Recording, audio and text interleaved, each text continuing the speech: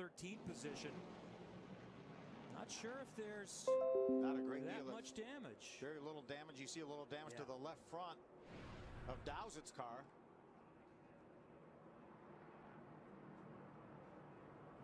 Let's take a look. There's Dowse on the inside in the 11. You got a little bit sideways there. And then there was contact. The 34 William Mullins was trying to give him some extra room and ended up bouncing off of the 11. The 83 had a little bit of help from behind, turned him around. Could have been a lot worse, Kevin. And we had a big one on the second lap last year, so we dodged that one. I'm not sure that Dowse didn't have some sort of an issue because he got all 4 tires down below the double yellow line. He may have had some sort of an issue. Or he thought that something bad was about to happen and I want to get out of the way. And for all the guys in the back, that's what they just said. I want to avoid that problem that's going to. In solid second position right now. Here's Theriault on the inside in the 52 car. Oh, trouble. Oh, and a big hit that Thompson took. Multiple incidents on this one. LeBeau, and on fire, that's Baccarella. AJ Fike, the 27 car, also with fire trailing. There's the Gree car right there of Gus Dean. Ray Cicerelli also involved. Great story. He qualified 7th yesterday in his 9th start. Didn't have a crew, had to hire one last night. Michael Lira into the outside wall. Looked like the 66 of Mark Thompson got a bit of a bump from that white and red car. And then Lira came by and collected Thompson again. And then Baccarella and LeBeau in front. Once one thing happens, it's everyone reacting, trying to be evasive. And they're running so tight there, especially right after a restart. We were double file for 12, 15 rows. Let's watch the top of the screen. Pit road, many teams gas only. In a good race off pit row between the 78 and the 18, and it looked like Weatherman got out in front of Tifts. And the team called it, and Quinn Houff called it himself.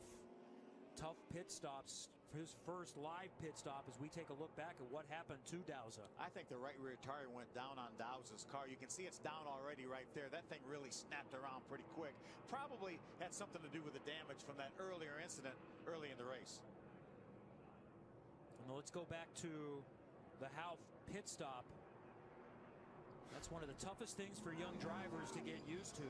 In the black 22.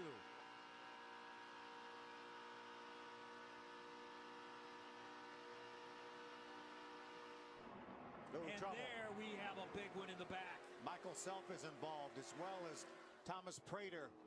There's Andy Seiss. Quinn Houff right there, the 98, also involved.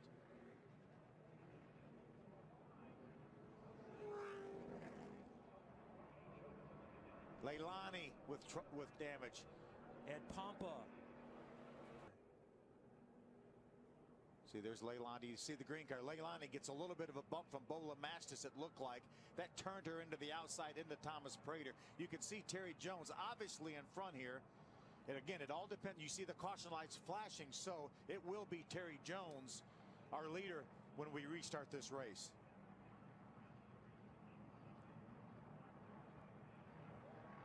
So 7 and get that out. Oh, contact.